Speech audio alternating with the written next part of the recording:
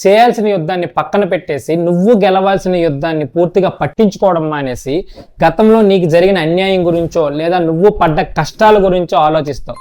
లేదంటే ఫ్యూచర్లో నువ్వు వెళ్ళాలనుకున్న స్థాయి గురించో లేదా నువ్వు పొందాలనుకుంటున్న ఘనతల గురించో ఆలోచిస్తూ ఉంటావు.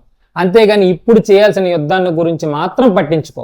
ఒక్క నువ్వు నేనే కాదు, మనలాగా చాలా మంది కూడా ఇప్పుడున్న టైంని ప్రాపర్గా యూజ్ చేసుకోవడం మానేసి ఫ్యూచర్ గురించో లేదా గతం గురించో ఆలోచిస్తూ ఉంటారు.